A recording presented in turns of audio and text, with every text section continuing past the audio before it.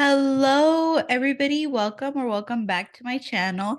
It is your favorite dimpled hot mess here, the gothic country girl in training, and of course, the lady who always has champagne handy. Today, we're going to be discussing not one, but two books today. We're going to be talking about the first two books in the Twisted series, starting off with Twisted Love and Twisted Games. And if you have read this, let me know what you think down below in the comment section. Like this and subscribe, and please feel free to follow my channels, whether it be my YouTube, WordPress, or my Instagram at Dippled Hot Mess. And if there's any books you guys would like me to read based on what I said about this book review, please use the hashtag the Hot Mess Chronicles or hashtag Dimpled Hot Mess Reads. So before I get into the book reviews, please note that there is spoilers and smutty talk ahead, aka I will be talking about sexual content and other spoiler plot points. So please keep a heads up. All right. That being said, let's start with Twisted Love. All right. So I kind of wanted to change this up a little bit. I kind of wanted to talk, start off with one of my favorite paragraphs in Twisted Love that kind of really emphasize the grumpy and sunshine trope to set the scene when it's in Twisted Love. I believe it's called the operation of emotions in effect, and it's Ava's sole purpose to kind of piss off Alex. Keep in mind that her and her friends have been trying to get Alex to show some sort of emotion, and so far he has failed. I'm talking Miss Ava tried to make him happy. Miss Ava pulled out the big guns in regards to getting him cry. I think Marley and Me was one movie that she tried to make him watch, and she did nothing. And I don't know about you guys, but that is one of the saddest movies out there. And also, not to get distracted, but on a side note here, I know exactly what she's feeling because my current boo is very much like Alex, that he's such a grump and he's very intimidating on the outside. So I was the one who was trying to get him to open up when we first started dating, aka whew, it took me like a year. It took me like a year to really like get him to open up. But that being said, it only took like one day of being like 8 hours with him just alone that he actually just started to show up and like be there emotionally more, if that makes sense. But so that's how I could kind of tell his moods. I don't know. If anybody who has dated a Virgo before knows, you know exactly how it'd be in the beginning. That being said, though, my boo rarely gets jealous. So I enjoyed the show that Ava shows up in this really beautiful and sexy dress just to catch Alex's attention. And oof, does it work? Alex and Ava have known each other for 8 years and they have only tolerated each other since then. So when Alex and Ava are dancing at this gala of the rich, yes, I forgot the name, I don't know. And they're talking and he's like, he knows everything about her, despite her thinking otherwise, like down to her favorite season to all the way down to her ice cream. But the ultimate game changer is, quote, when Ava asks, how do you know all that? He responds, quote, it's my job to know things. I observe, I watch, I remember. I gave in to my desire, a tiny one, and traced her lips with my thumb. A shudder rolled through both of us. Our bodies so in sync, we reacted the exact fucking way at the exact fucking same time. I brought down my thumb down and tightened my grip on her chin. But those are shallow questions, sunshine. Ask me something real. End quote. And that was from Alex's perspective. When I tell you that I lost it in this scene, I lost it. From the gentleness to something tender to something more obviously like chemistry in between. Like I know neither of them ever liked each other, but the fact that Alex would cancel dates for her and fight her ex for him and fight her ex because he wanted to. Plus the fact that he let her sleep in his bed, the most antisocial, intimidating fuck of a guy. So yes, my heart was won right away. But before I move it on to the plot and my thoughts about it, I just want to share one more quote because you know what? I might as well. You guys are listening in. If you guys know, please like insert your favorite comment down below because I am curious. What was your favorite quote from Twisted Love? So here goes my favorite quote. Quote, I never claimed to be Prince Charming, and my love isn't a fairy tale type of love. I'm a fucked up person with fucked up morals. I won't write you poems or serenade you beneath the moonlight, but you are the only woman I have eyes for. Your enemies are my enemies. Your friends are my friends, and if you wanted, I would burn down the world for you. End quote. Alex Volkov can have my heart and other organs of mine anytime with that kind of devotion. That's all I gotta say. That's all I can say. But all right, back to the plot now. Now we gotta get back on track. I know that enemies to lovers can be kind of tricky in regards to chemistry. Sometimes you either get it or you don't. It's like all in the writing. So the fact that Anna Huang got this really right it helped the book progress along more for me anyway. For example, the reason these two had to get along is one, Ava's older brother, Josh, made Alex promise to take care of Ava while he was gone. Ava is, from the very beginning, she's naturally sunshine. And readers know that Ava thinks about the world in a more positive way. And even that, despite hidden trauma that is kind of going around in the background. By the way, the fact that both Alex and Ava have their own houses right next to each other is something else.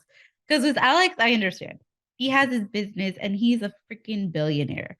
With Ava, I was like, she's a college student with two jobs. I can guarantee you that if I could, I would have my own house by now. Sadly, California in this time is no such place.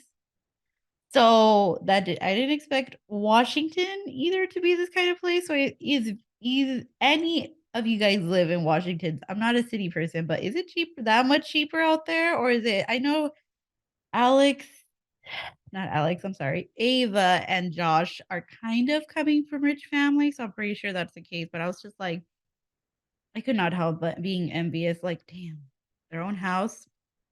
All right, back to plot. Yes, I get sidetracked.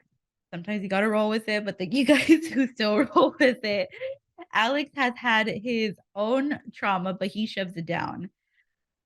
He basically buries it. Never mind. Like, yeah, he basically buries it. And I find the fact that these two having known each other for years so much easier to digest that, you know, Alex and Ava have this obvious chemistry while being blunt and honest with each other. So those are the two things that stood out to me about the plot. And the other things was the fact that the plot was simple and not overcoated with unnecessary details. For example, this could be summarized as enemies to lovers. Both people have trauma and drama ensues, but damn, their chemistry's hot. One of the main things that I look for in enemies to lovers is that built up tension and time together, whether it be through forced proximity or it be voluntary. For example, when Ava and Alex watch movies together and Alex cancels a date to stay at home with her, they tease each other and, physically actually look at each other in a different sort of way than what their usual titles would be. Clearly, they have an inner attraction, but alas, this is also the brother's best friend trope. So, in a natural sense, they don't push that right away. Take notes, Hoover. Other aspects of the plot that I enjoyed was how there was a dual perspective, but also past flashbacks that let us know their history together and how they met. For Alex's case, an insight on how Josh's and his friendship formed along with his first impressions of Ava, sorry, my bad. Quote, this girl and her sunshiny smile wouldn't last a day in the real world, where monsters lurked around every corner and people hid their dark intentions behind masks. I was sure of it. End quote. There were definitely circumstances pushing them together, and one of them that stood out more was one, Ava throwing a surprise birthday party for Alex, and two, Alex helps Ava start to heal her fear and trauma surrounding water over time. I call out these two specific circumstances because in the very beginning and in some parts of the book, Alex demonstrates a overpossessiveness that was a little too angsty and territorial for my liking when they were not even official. We'll talk later about this, trust me. All right. In regards to both of those events, it established a healthier relationship between the two because they were both willing to go out of their way for one another. Alex has not had a birthday party and much less celebrate his birthday since he became an orphan and his parents were killed. Ava broke that record by letting him be celebrated and surprised, attempting to show him a more positive side of life and being goofy with letting go and karaoke. Although he denied, I can't say I blame him. I've never been to karaoke myself. With Alex helping Ava get over her fear of the water, I could say that he didn't have to do it. It was definitely a mix of quote unquote she's mine and also he's rich and busy enough to do other things. The fact that he himself did not hire someone else to do this shows something that I personally could sense the not just the chemistry but the care just oozing off the page. Plus the fact that a specific pool scene led to their first sex scene together. Let's get into that. All right, so smut level, I put 4.5 out of 5 rating. Oh, girl. Oof. Okay, well, getting into this. All right, I better have my cup of water near me just in case I get too thirsty. I love a man who established boundaries right away and has none of this bullshit communication pandemic going on in the current 2023 dating field. People, once again, if you like so much you want them to be yours, sometimes all it takes is a sentence or two. Case in point here. Quote, every inch of you belongs to me. And if you ever let another man touch you, and end quote. My hand closed around her throat. He'll end up in pieces, and you'll end up tied to my bed and fucked in every hole until my name is the only one you remember. Do you understand? End quote. See? A simple sentence or two. Men, relax, relax. I mean, women too. Communication is essential on both parts. Eating out, check. Dom and sub consent, check. Complete and utter devotion, check. I personally love a man more in control in the bedroom. So the fact that he didn't push her aside once they were done and do the usual situationship thing, I'm glad he was like, I want to be yours and yours only. Honestly, it gave me very much Hades and Persephone energy, where he's like this super powerful man and he only bows down to which woman, which I loved. I think at one point he does reference this. I'm pretty sure he does, where he was darkness and she was a sunshine and he didn't mind. Here it is. Here it is. The quote. She felt like heaven to my hell, the closest I'd ever get to salvation, and yet I still wanted to drag her into the depths of Hades with her. End quote. Like, yes, give me this vibe. I love this. Also, the Kings of Marking Territory with Come or whatnot, plus the apple picking sex scene where he literally reserves entire the entire apple orchard to run and capture her. Mwah! Chef's kiss. That was a very hot bonus scene towards the end of their happily ever after, and low key made me want to visit Vermont in the fall, which I am now open for fall visit recommendations. I love nature, fall colors, and very minimal amounts of people, preferably none, but very minimal amounts is what I'll take. That being said, if any of you guys have like fall activity lists to do near Northern California or places I should definitely visit during the fall months, hit your girl up. I really would love to have a beautiful fall trip with fall colors. All right, so now let's discuss the plot twists and dislikes. So, the two plot twists.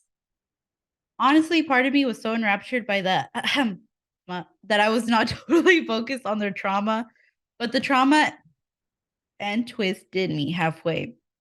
For one, Ava was already trying to process her trauma with water and how her mother did what she did until we discover that it was her father all along that tried to kill her.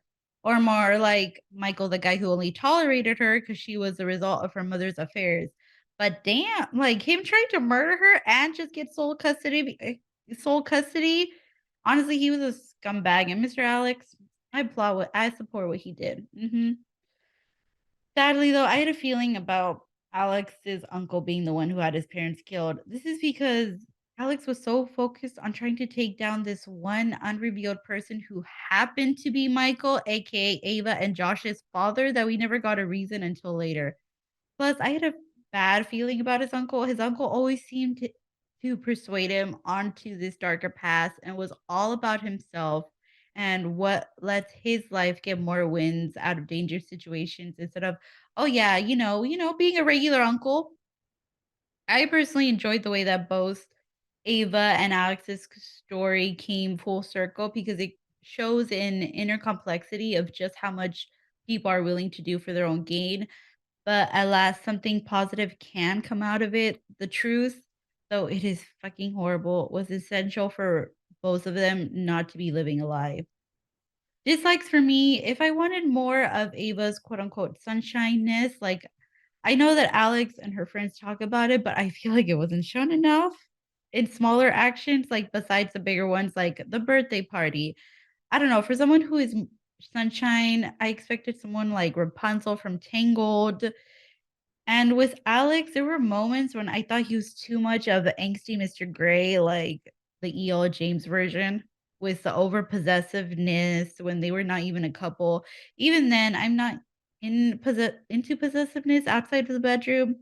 And the fact that Alex broke the poor kid's camera when Ava was voluntarily doing the boudoir shoot and Alex just had to come in like a caveman. I definitely understand that the hate that's between him, but not the breaking of a camera. Come on, cameras are expensive. Also, in London, when Ava was being asked out by a fellowship member, Alex was automatically like, no, she's mine. Like, bitch, you have been on her radar and with her voluntarily for a year trying to gain her heart back. She hasn't even said yes to you yet, much like, you haven't even touched her in over a year. I just wanted Ava to be direct on her own terms in those kind of situations, and Alex to give her that space to trust her. Because if he was really trying to earn her trust and love back, it's a two-way street, my man. That being said, like I'm also glad that the reunion was not automatic because I felt so sad for Ava when Alex broke her heart like that. And a year later sounds about right when it comes to them reconciling. Alex did prove through his actions he wanted to be trusted again to the point of singing in public, and I'm really hoping it's not like Screams 2 singing, please.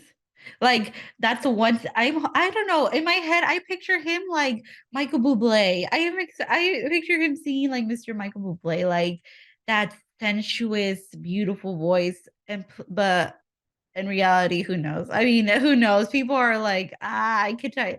People could be like, no, I see it more of a cringeworthy act. But if he has a nice voice like Michael Bublé, I mean, by all means. But if he's not, and he's like screams to cafeteria sing, well, no words.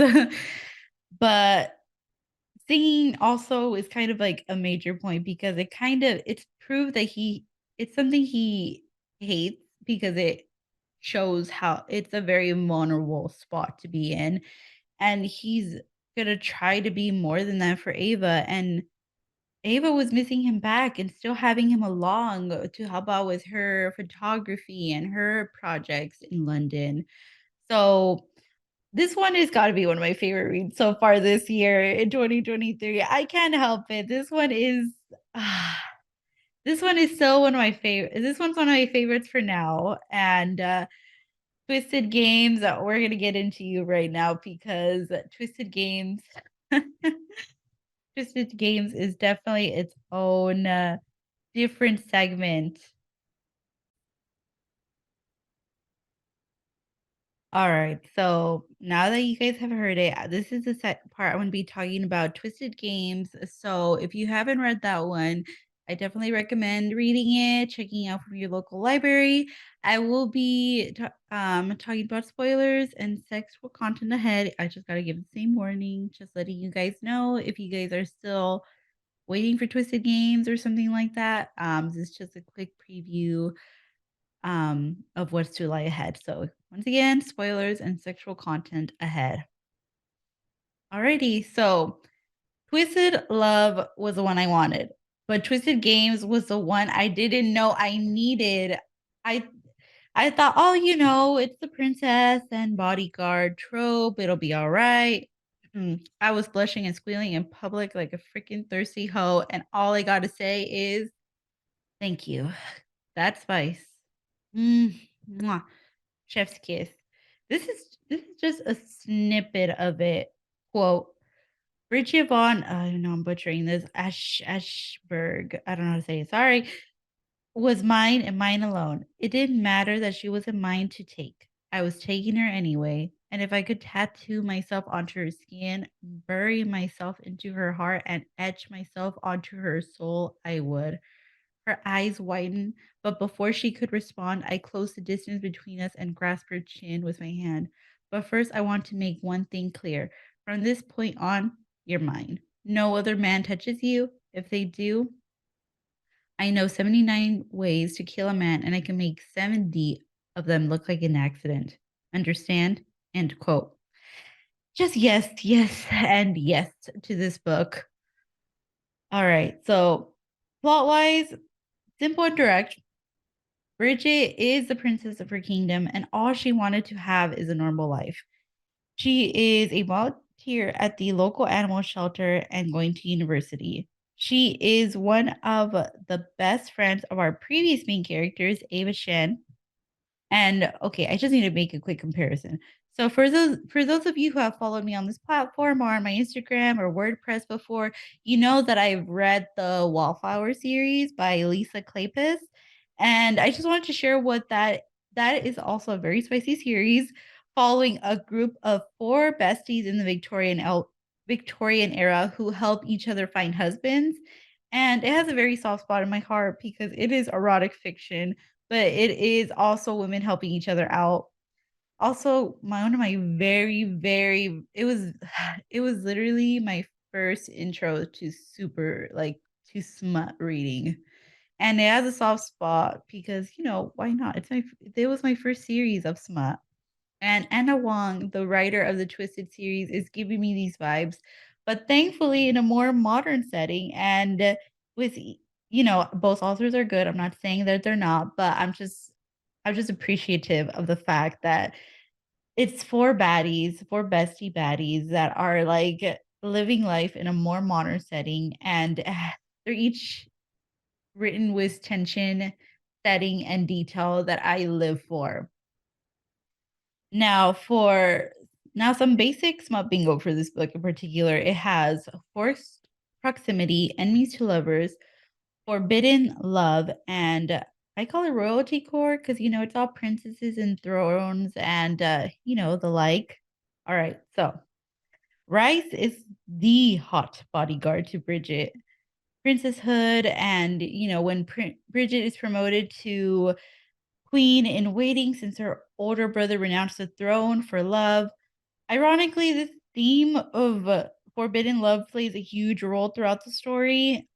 Of course, like Meghan and Harry, the theme of a quote unquote commoner marrying into the royal family is still considered blasphemous, yet beautiful because, of course, love will triumph in the end. Personally, I thought that the plot of Bridget navigating her newfound role and preparing to be queen was really interesting to read because she's a modern woman who's trying to run a country with old fashioned standards. Literally, the main reason she was almost deemed unfit to rule was one, she was an unmarried woman. Two, there is a rule that only allows her to marry someone of noble birth. I know that this allowed a woman in a power position to be allowed to navigate the depths of royalty and like in the twisted politics behind it without being overly cynical. I'm not sure. I don't have too much experience reading into a book with royalty, just Game of Thrones and Princess Diaries. So that being said, my background in anything royalty is either Cersei Lannister, a lot of murder, or just pure campiness with Mia Thermopolis. I found this a good middle ground though. It was smutty. Not that all the Game of Thrones fans be like, of course, what are you talking about? There's plenty of sex. Yes, I know. Y'all know what I mean. Don't twist my words around, please. Okay, one Easter egg I did enjoy from Twisted Games is the little sneak peeks and references back to Twisted Love. Like one when Bridget asked Alice Walco for help blackmailing and his debt to her is paid because in Twisted Love, she pulled his head out of his ass when he broke Ava's heart. Also why I adore Bridget slightly more. And a good callback to the end of Twisted Love and beginning of Twisted Games when Rice is just starting out to be Bridget's bodyguard. And they absolutely could not stand each other, which now leads me talking to you guys about the relationship. All right, so let me just say to Book Talk, why are you posting Bridget and Rice as a super early 20s couple? Okay, why? First off, yes, Rice was a Navy SEAL. Hey, hey, military. And he is in his early 30s and with shaggy black hair, as opposed to the clean shaven or curly, short haired boys. I think it seriously pisses me off that Book Talk poses them as someone super young, okay? Like super young, when clearly the dedication at the beginning says, quote unquote, scarred knight. So I'm thinking someone big, buff, and at least 32 years of age, closer to Pedro Pascal and Zaddy status, not some 20 cute boy in a uniform. He's hot and older. Like, y'all put some respect on the book image. Oh, for shame, all of y'all. Mm-mm. So that being said, I just had to get that off my chest because I can't be the only one. Yeah, the guys that are posted as Rice are cute, but it is not Rice. I expected a scarred knight, not a cinnamon roll. Thank you. All right, back to the relationship. Well, they did not like each other one bit, that's for sure. At first, I could not blame Bridget. Rise was so overprotective with the sole intention of just keeping her out of danger. They honestly both have so much fire, and for me, it was kind of hard to even see them together at first. Bridget enjoys her freedom and being normal as possible. Rice is just purely working hard with none of the play hard parts. But the first instance that I did start to see a different part of Rice was when he actually did the at home setup with the theme of the festival that she missed due to quote unquote security reasons. Thanks to Rice, but the devotion. I will always say this about fictional men, but Rice did not put her through a heartbreak, which I am grateful for because I cried for Ava in the first book. I did not mention that in the first part, but I did. I was sorrowful. What I will appreciate about the Twisted series is that everything is over the years and nothing as ridiculous as love at first sight or insta love. And miscommunication was not a thing for them because they are both so damn vocal. And I could feel that the chemistry is off the page, which is saying a lot from enemies to lovers trope because it could be either automatic or there is missteps that, that can turn this ship around real quick for me. The fact that Rice took her to Costa Rica for her last hurrah to celebrate and enjoy her bucket list before moving back to her country set up peak standards because Rice is clearly not a vocal person, but he is someone who shows his care through actions. Did anyone else feel Earth vibes with him? I think he's either a Taurus or a Capricorn, maybe a Virgo because they're very much strong and silent types for the most part. I don't know. That's just for the most part, my experience with them. That being said, oh my Lord, possessiveness is a thing in the first two books. Alex did not like sharing Ava at the ball, and Rice does not like sharing Bridget in general. Like, okay, okay. boy. I mean, Alex did win a little bit more points for me just because he was like, no, we're fucking exclusive as soon as Avo asked to clear the way between them two. Rhys was more along the lines, and I quote, she wasn't mine to take, but I was taking her anyway. Her laughs, her fears, her joy, and her pain, every inch of her body and beat of her heart, all mine, end quote. So that being said, let's talk about my favorite part, the smut. I will always have a soft spot for Alex Volkov, but Rice, oof. Well, he definitely gave Alex's dirty talk a run for its money. hmm He was overly aggressive from the time Bridget was almost about to go home with that one guy. So to set the scene with before I start this quote, basically Bridget was partying, going all hard, drinking, and she was making out with this one rich douche canoe. And Rice was not having it. And basically, her and Rice's tension builds up so much that he's just like he like pins her over like the kitchen table, like in front of a mirror. Was it in front of a mirror? I think so. I'm pretty sure it was in front of a mirror. And he was like, I know you, she was like, I know you want me. And he was like, okay, now quote, because you're right. I do want you, but I don't want to kiss or make love to you. I want to fuck you. I want to punish you for mouthing off and letting another man put his hands on you. I want to yank up that tiny fucking dress of yours and pound into you so hard you won't be able to walk for days. I want all those things, even though I can't have them. But if you don't stop looking at me like that, ellipses, I might take them anyway. End quote. I can't emphasize this enough with the Twisted series, guys. I will take all of the communication and the devotion. They're both loyal to a fault. My they're both loyal to a fault. Oh, my bad. You could tell. Okay, you could tell I'm very excited when I mismatch my words and my brain gets there faster. Alex did not really get put into a harsher spotlight as much as Rice, and I'm not comparing them, but that there is a theme of sacrifice and compromise that is representative of a healthier relationship in this case. And while the smut is deliciously filthy, it is something that both parties want. Granted, I will only take possessiveness and controlling men in books or in bed specifically. In reality, mostly in bed though, not outside of the bedroom. I think one of my favorite quotes in regards to one of my some of my favorite smuttier moments in this book have been in the library and then in the gazebo thingy outside. It was like their first the it was not the first time, but it was the first time actually like him actually going inside, you know? And then he was like, "Sweetheart, well, I wouldn't be doing my job if you didn't come on my cock at least 3 times tonight." End quote. What I'm picking up from the series so far is two very hot and very communicative and direct men that are controlling and possessive, but damn, they give a good. Overall, I enjoyed Twist's game's detail to smut more with a man who is not afraid of something more brutal and primal, a two-sided sword in forbidden love that was eventually one was well earned, happily ever after.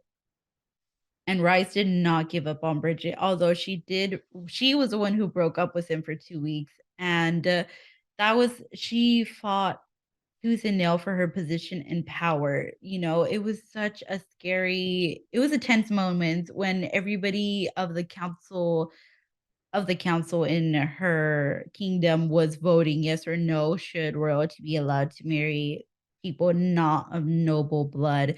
It was something, she engaged for, and I don't think that's very easy to do. So she's running a whole ass country. Like, I could barely run my car over, like I just want to just do my oil change. All right. And I'm already good for the day. That was like my adult errand for the day. But yeah, I enjoy twisting games a lot. So if you're still here, let me know what you guys enjoyed below. Which one did you guys like more of these two in particular?